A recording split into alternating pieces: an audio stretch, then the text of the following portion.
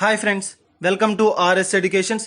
Guys, ఈ రోజు మనం వార్తల్లో నిలిచినటువంటి అంతర్జాతీయ, జాతీయ మరియు రాష్ట్రీయ అంశాల గురించి అండ్ వార్తల్లో నిలిచినటువంటి వ్యక్తులు మరియు క్రీడా సంబంధిత అంశాల గురించి ఈ రోజు ఈ వీడియోలో మనం డిస్కస్ చేయబోతున్నాం. సో మెయిన్గా కాన్సెప్ట్లోకి వచ్చేద్దాం. ఈ రోజు మనం 6 జూన్ 2021కి సంబంధించినటువంటి కరెంట్ అఫైర్స్ గురించి డిస్కస్ చేయబోతున్నాం. So let's start. ఫస్ట్ మనకి ఈ రోజు కరెంట్ అఫైర్స్లో ఉన్నటువంటి ఫస్ట్ టాపిక్ ఏంటి అంటే, ఒక అగ్ని పర్వతం మనకి ఈ రోజు వార్తలో నిలిచింది. మౌంట్ మిరపి అని చెప్పే ఒక అగ్ని పర్వతం ఈ రోజు మనకి మరొకసారి వార్తలో నిలుస్తుంది.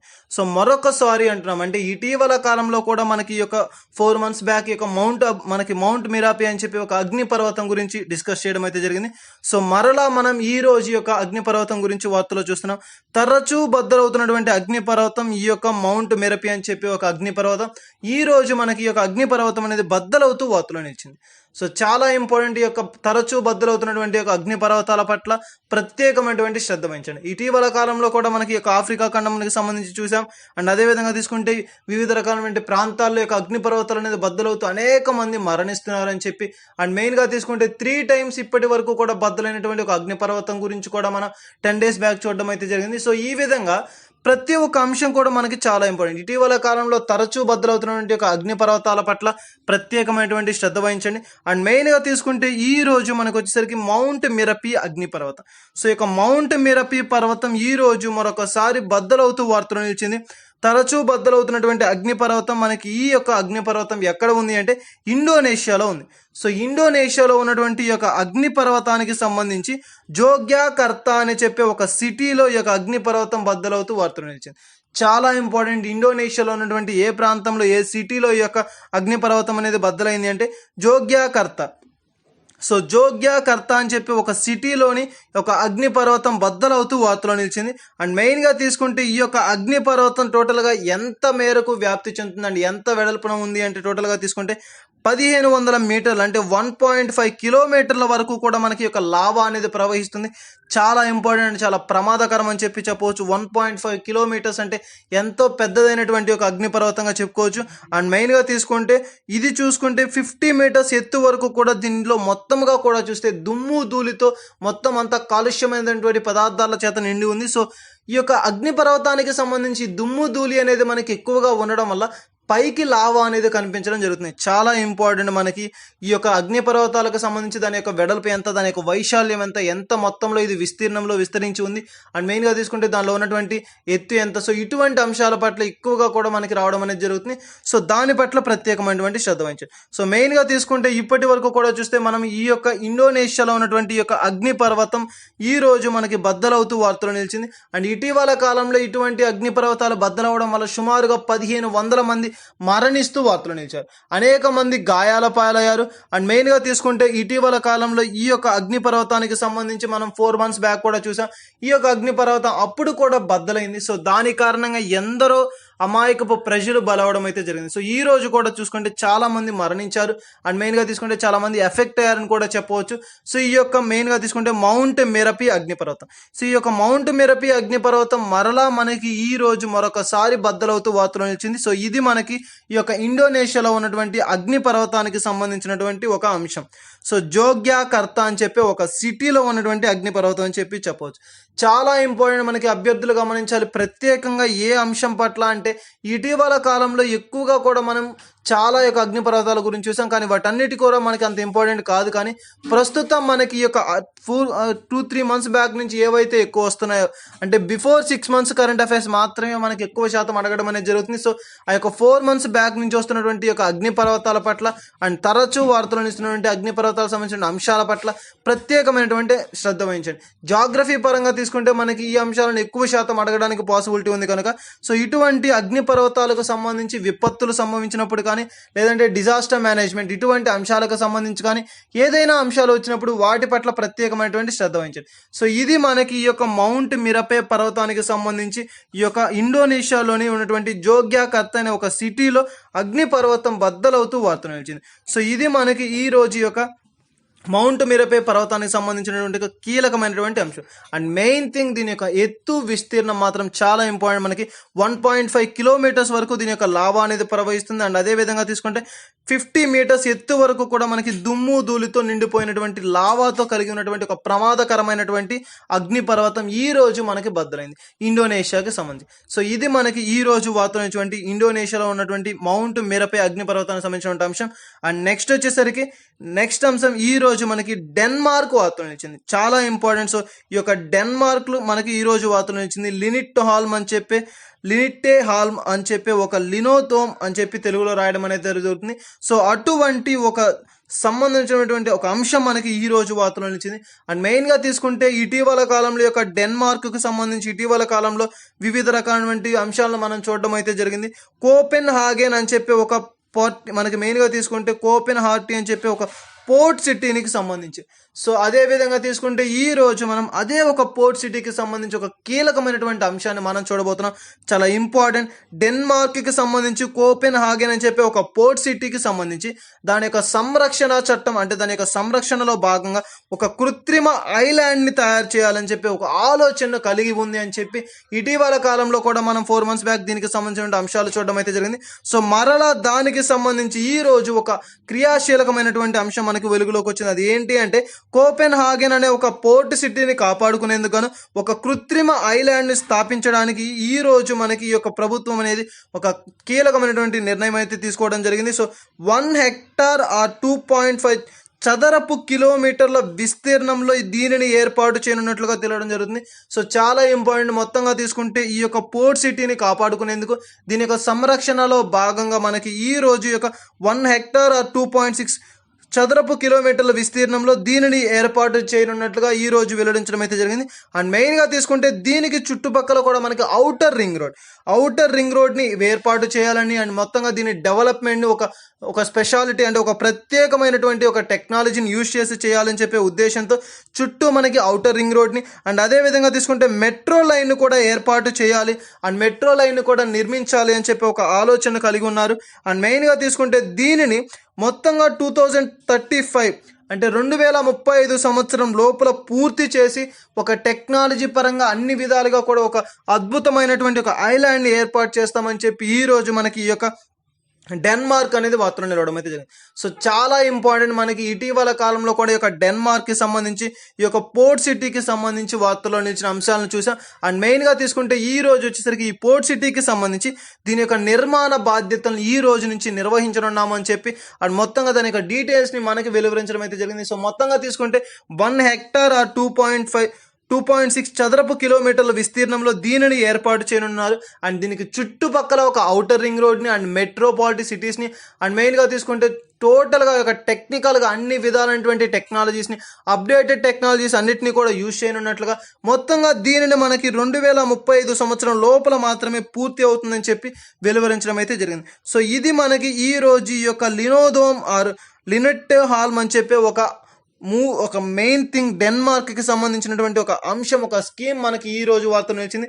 సో దీనికి సంబంధించి అంటే మనకి మెయిన్ గా పోర్ట్ సిటీ సంరక్షణకు సంబంధించి, సో పోర్ట్ సిటీ యొక్క రక్షణకు సంబంధించి ఒక కీలకమైనటువంటి అంశం మనకి దీని ద్వారా వెలువరించడం అయితే జరుగుతుంది. సో ఈ లినిట్టో హాల్మ్ ఆర్ లినోథోమ్ అని చెప్పి ఒక డెన్మార్క్ కి చెందినటువంటి డెన్మార్క్ దేశంలో ఉన్నటువంటి ఒక స్కీమ్, ఒక ప్రాజెక్ట్ అని చెప్పి చెప్పవచ్చు. సో నూతనంగా కృత్రిమ ఐర్లాండ్ అని చెప్పి చెప్పవచ్చు. సో కృత్రిమమైనటువంటి ఐర్లాండ్ ని ఆర్టిఫిషియల్ ఐలాండ్ ని ఏర్పాటు చేయాలని చెప్పి ఉద్దేశంతో ఈ రోజు యొక్క సంస్థ దీనికి పూనుకోవడం అయితే జరిగింది. సో ఇది మనకి ఈ రోజు వార్తలు డెన్మార్క్ దేశానికి సంబంధించినటువంటి అంశం.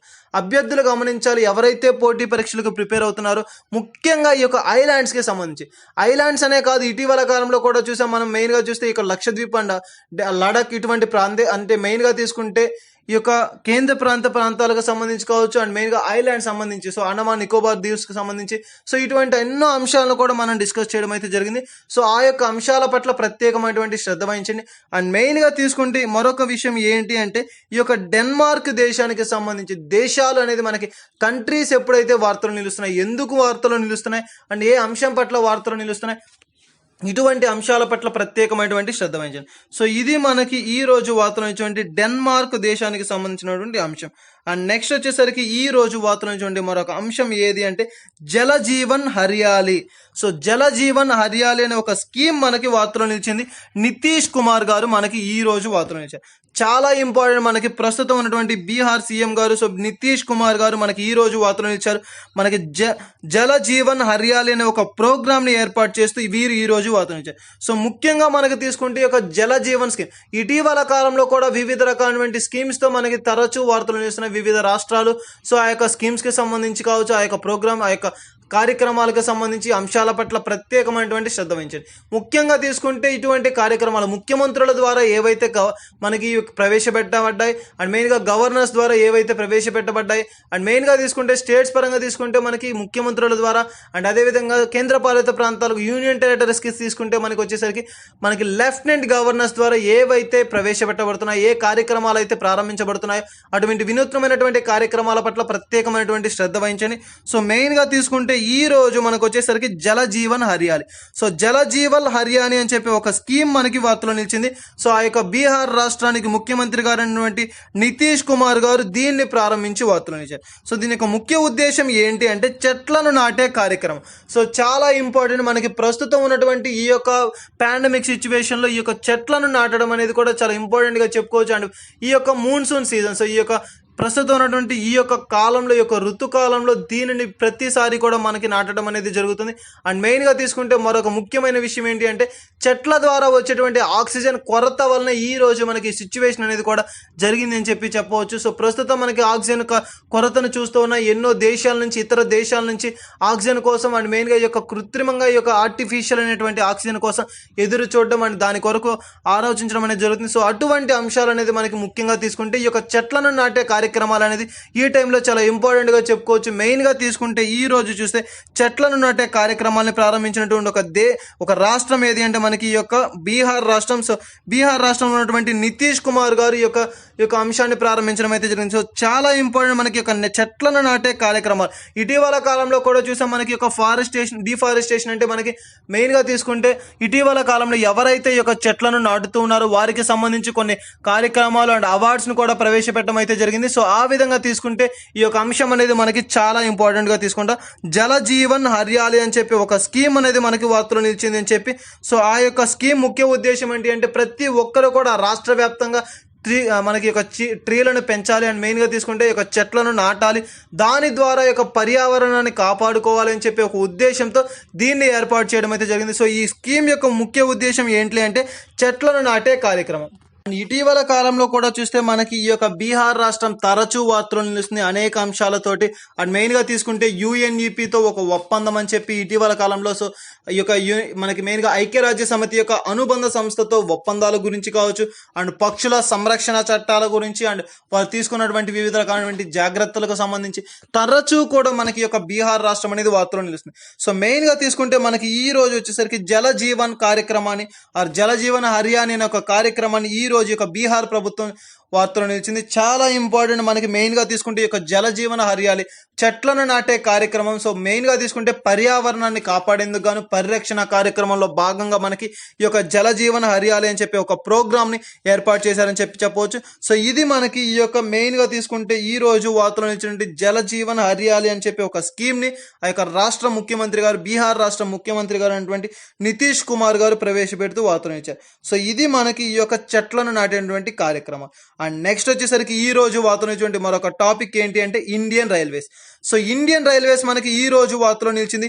ఇటీవల కాలంలో చూసాం మనకి ఇండియన్ రైల్వేస్ అనేది తరచూ వార్తలో నిలుస్తుంది. చాలా ఇంపార్టెంట్ మనకి ఇండియన్ రైల్వేస్ కి సంబంధించి చాలా ఇంపార్టెంట్ బిట్స్ అనేది వస్తున్నాయి. ప్రతి ఒక్కసారి కూడా అంటే వీక్లీ మనకి వన్స్ ఒకసారి అయినా సరే మనకి ఒక ఇండియన్ రైల్వేస్ కి సంబంధించిన అంశాలు అనేది మనం ఇటీవల కాలం నుంచి చర్చిస్తూ వస్తున్నాం. అండ్ మనకి మెయిన్ గా తీసుకుంటే ఇటీవల కాలంలో వైఫై జోన్స్ ని ఏర్పాటు చేశారని చెప్పి టోటల్ గా తీసుకుంటే 6,000 రైల్వే స్టేషన్లో ఈ యొక్క వైఫై జోన్స్లను ఏర్పాటు చేశారు. అండ్ అదే విధంగా తీసుకుంటే 4 days బ్యాక్ కూడా చూసాం అత్యధికంగా మనకి 114 మిలియన్ టన్నుల సరుకుల రవాణా కోసం 11,000 కోట్ల ఆదాయాన్ని పొందినటువంటి ఒక అంశంగా రైల్వేని మన ఇండియన్ రైల్వేస్ ని చూసాం.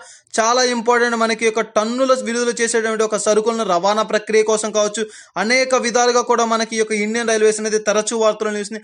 అండ్ ముఖ్యమైన థింగ్ ఏంటంటే వైఫై జోన్స్. టోటల్గా 6,000 రైల్వే స్టేషన్ల యొక్క వైఫై జోన్స్ను ఏర్పాటు చేశారు. దీని ద్వారా మనకి ఆ యొక్క అంశాన్ని ఏర్పాటు చేయడం అనేది జరిగింది. సో ఇటువంటి అంశాలతో మనకి ఈ యొక్క ఇండియన్ రైల్వేస్ అనేది తరచూ వార్తలు నిలుస్తుంది. అండ్ మెయిన్గా తీసుకుంటే ఈ రోజు వచ్చేసరికి ఇండియన్ రైల్వేస్ మనకి ఆక్సిజన్ సరఫరా అనేటువంటి ఒక కార్యక్రమంతో వార్తలు నిలవడం అయితే జరిగింది. చాలా ఇంపార్టెంట్. ఈ యొక్క కరోనా కాలంలో అన్ని దేశాలు, ప్రపంచమంతా కూడా భారతదేశం వైపు చూస్తుంది. ఎందుకు అంటే మనకి యొక్క భారతదేశంలో యొక్క విలయతాండం అలా ఉందని చెప్పవచ్చు. అండ్ మెయిన్గా తీసుకుంటే ఈ యొక్క ఆక్సిజన్ కొరత కూడా చాలా ఉంది. సో అందువల్లే మనకి ప్రపంచ దేశాలు భారతదేశం వైపు చూస్తున్నాయని చెప్తున్నా. ఎందుకంటే ఆక్సిజన్ కొరత అనేది మన భారతదేశంలో ఎక్కువగా ఏర్పడిందని చెప్పవచ్చు. సో ఈ రోజు ఆ యొక్క ఆక్సిజన్ కొరతకు సంబంధించి ఆక్సిజన్ సరఫరా కార్యక్రమంతో ఈ యొక్క ఆక్సిజన్ కొరతను పోగొట్టేందుకు, తీర్చేందుకు గాను ఈ రోజు మనకి ఇండియన్ రైల్వేస్ కూడా తన వంతు సహాయాన్ని చేయడానికి పూనుకుంది అని చెప్పవచ్చు. సో మెయిన్గా తీసుకుంటే ఆక్సిజన్ సరఫరా కార్యక్రమం, ఆక్సిజన్ కొరతను తీసేందుకు గాను ఆక్సిజన్ సరఫరాను చేస్తున్నటువంటి ఇండియన్ రైల్వేస్ మనకి ఈ రోజు వార్తలు నిలవడం అయితే జరిగింది. సో చాలా ఇంపార్టెంట్. మనకి మినిస్ట్రీ ఆఫ్ రైల్వేస్ అని చెప్పవచ్చు. వారు నిర్వహిస్తున్నటువంటి యొక్క కార్యక్రమం ఆక్సిజన్ ఎక్స్ప్రెస్ ని ప్రారంభించారు. చాలా చాలా ఇంపార్టెంట్. మనకి యొక్క ఆక్సిజన్ ఎక్స్ప్రెస్ ని ప్రారంభించి, సో ఈ యొక్క ఆక్సిజన్ ఎక్స్ప్రెస్ ద్వారా ప్రతి ఒక్క యొక్క ఆక్సిజన్ కన్సన్ట్రేటర్స్ ని కావచ్చు, ఆక్సిజన్ కంటైనర్స్ ని కావచ్చు మనకి తరలించడం, అండ్ దాని ద్వారా యొక్క ఆక్సిజన్ సరఫరా ద్వారా అక్కడ ఉన్నటువంటి ఆ యొక్క కొరతను తీర్చేటువంటి ఒక ప్రక్రియను ప్రారంభించారు మనకి ఈ రోజు యొక్క ఇండియన్ గవర్నమెంట్. సో ఈ యొక్క ఇండియన్ రైల్వేస్ తీసుకున్నటువంటి ఒక కీలకమైనటువంటి నిర్ణయం మనకి వార్తలో నిలిచింది.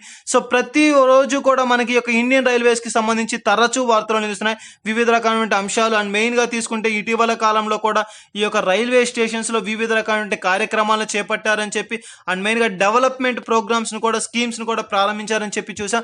అండ్ మెయిన్ గా తీసుకుంటే ఈ రోజు ఇటీవల కాలంలో ఈ యొక్క ఇండియన్ రైల్వేస్ కి సంబంధించి ఒక మొత్తముగా మనకి ఈ యొక్క ఆక్సిజన్ కి సంబంధించే కాకుండా కరోనా కాలంలో ఎంతో ఉపయోగకరంగా అండ్ అదే విధంగా ఎంతో మేలు చేసినటువంటిగా మనం ఈ యొక్క ఇండియన్ రైల్వేస్ ని తీసుకోవచ్చు.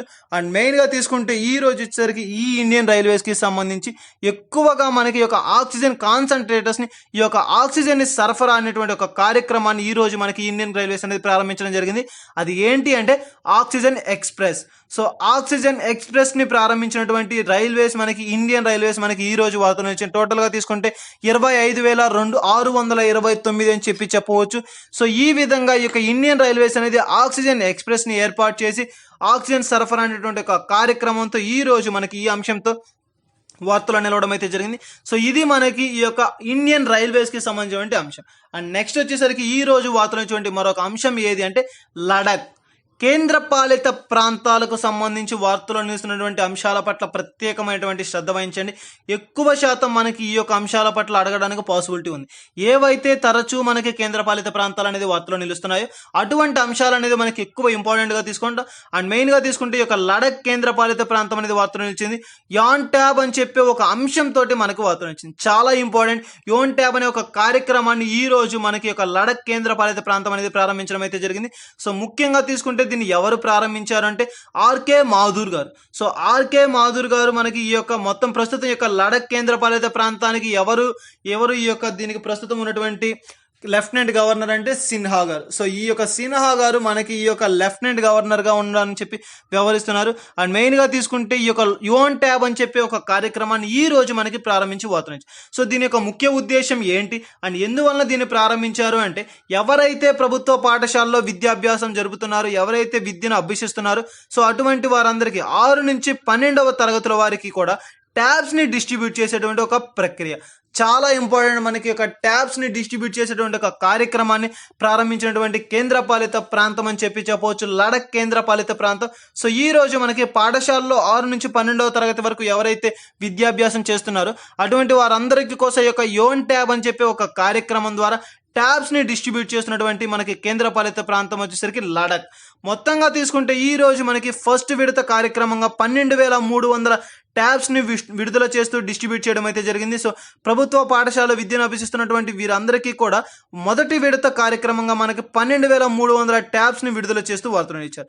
సో రిమైనింగ్ కూడా మనకి త్వరలోనే దాన్ని పూర్తి చేస్తారని చెప్పారు. సో ట్యాబ్స్ ని డిస్ట్రిబ్యూట్ చేస్తూ యోన్ ట్యాబ్ అని చెప్పి ఒక కార్యక్రమంతో లడక్ కేంద్ర పాలిత ప్రాంతం మనకి ఈ రోజు వార్తలు చాలా ఇంపార్టెంట్. మనకి ఏదైతే ఈ యొక్క కార్యక్రమాలు ఉన్నాయో అండ్ మెయిన్ గా మెయిన్గా తీసుకుంటే పాఠశాలకు సంబంధించి ఇటీవల కాలం నుంచి ఎక్కువగా కూడా మనకి యొక్క ప్రభుత్వానికి సంబంధించి కావచ్చు, ప్రైవేట్కి సంబంధించి కావచ్చు, ఈ యొక్క పాఠశాలకు సంబంధించి విద్యకు సంబంధించి వస్తున్నటువంటి అంశాల పట్ల ప్రత్యేకమైనటువంటి శ్రద్ధ వహించారు. సో ఇది మనకి ఈ యొక్క లడక్ కేంద్రపాలిత ప్రాంతాలకు సంబంధించినటువంటి అంశం. అండ్ మెయిన్గా తీసుకుంటే యొక్క లెఫ్టినెంట్ గవర్నర్స్ అనేది చాలా ఇంపార్టెంట్. కేంద్రపాలిత ప్రాంతాలు యూనియన్ టెరిటరీస్ ఎప్పుడైతే వస్తాయో సో దానికి సంబంధించి ఆ యొక్క కేంద్రపాలిత ప్రాంతానికి సంబంధించినటువంటి ఎవరైతే ఉన్నారో లెఫ్టినెంట్ గవర్నర్స్, సో వారి యొక్క నేమ్స్ కూడా మనకి చాలా ఇంపార్టెంట్. సో ఆ యొక్క అంశాల పట్ల కూడా ప్రత్యేకమైనటువంటి శ్రద్ధ వహించండి.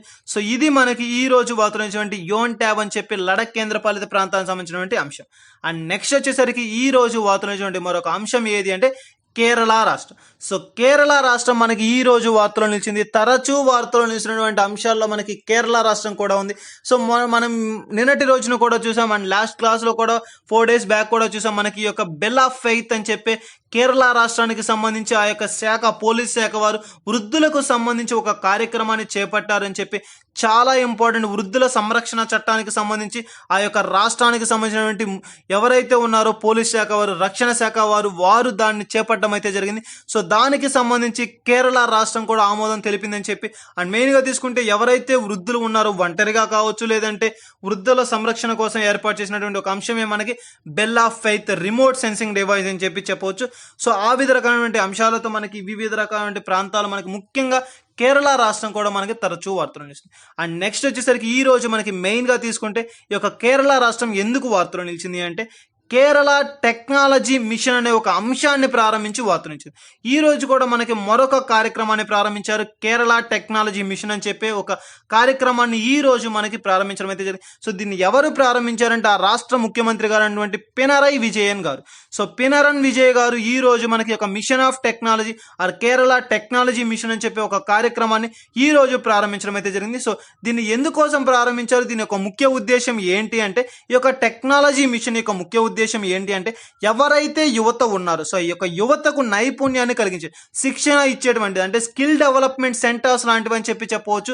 సో అటువంటి టెక్నాలజీని ఇంప్రూవ్ చేసేందుకు గాను ఈ యొక్క టెక్నాలజీ మిషన్ని ఈ రోజు మనకి యొక్క కేరళ రాష్ట్ర ప్రభుత్వం అనేది ఏర్పాటు చేయడం అనేది జరిగింది. సో చాలా ఇంపార్టెంట్ యొక్క స్కిల్ డెవలప్మెంట్ అనేది. సో ఐఐటి కావచ్చు లేదంటే మనకి ఎవరైతే ఉన్నారో డిప్లొమా కంప్లీట్ చేసిన వారు కావచ్చు లేదంటే బీటెక్లో సిఎస్సి ఆర్ ఈసీ ఏ బ్రాంచ్ అయినా సరే ఎనీ బ్రాంచ్ మనకి ఐటీ ఇటువంటి డిపార్ట్మెంట్స్ అందరికీ కూడా స్కిల్ డెవలప్మెంట్ ప్రోగ్రామ్ని ఏర్పాటు చేసి వారిలో ఉన్నటువంటి స్కిల్ని, నైపుణ్యాలను నేర్పించేటువంటి ఒక ప్రక్రియ, వినూత్నమైనటువంటి కార్యక్రమం మనకి ఈ యొక్క టెక్నాలజీ మిషన్. సో దీన్ని ఈ రోజు మనకి ఒక కేరళ రాష్ట్ర ముఖ్యమంత్రిగా అయినటువంటి పినరయ్ విజయన్ గారు ప్రారంభించి వార్తలను ఇచ్చారు.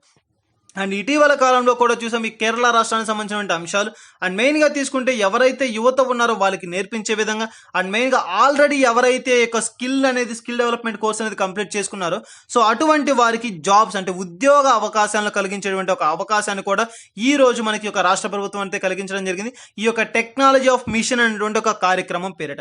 అండ్ మెయిన్గా తీసుకుంటే దీని కొరకు ఎంత మొత్తంలో ఖర్చు చేయనున్నట్లే 300 కోట్ల రూపాయలను ఈ యొక్క నిధులను దీని కొరకు విడుదల చేయడం అయితే జరిగింది. సో చాలా ఇంపార్టెంట్ మనకి ఈ యొక్క టెక్నాలజీ స్కీమ్స్ కి సంబంధించి, నైపుణ్యాలకు సంబంధించి ఏవైనటువంటి అంశాలను మనకి రాష్ట్ర ప్రభుత్వాలకు మనకి వస్తూ ఉంటే సో ఆ యొక్క అంశాల పట్ల ప్రత్యేకమైనటువంటి శ్రద్ధ వహించండి. సో ఇది మనకి ఈ రోజు వార్తలు కేరళ రాష్ట్రానికి సంబంధించినటువంటి స్కిల్ డెవలప్మెంట్ ప్రోగ్రామ్ అని చెప్పి చెప్పవచ్చు. సో దీన్ని ఎవరు ప్రారంభించారంటే ఆ యొక్క రాష్ట్ర ముఖ్యమంత్రి గారు ప్రారంభించడం అయితే జరిగింది. సో ఎవరి కోసం అంటే ప్రస్తుతం ఉన్నటువంటి యువత ఎవరైతే చదువును కంప్లీట్ చేసి ఉన్నారో అండ్ ఆ యొక్క స్కిల్ ని కంప్లీట్ చేసిన యువతకు కూడా మనకి ఉద్యోగ అవకాశాలను కలిగించేటువంటి ఒక కార్యక్రమం.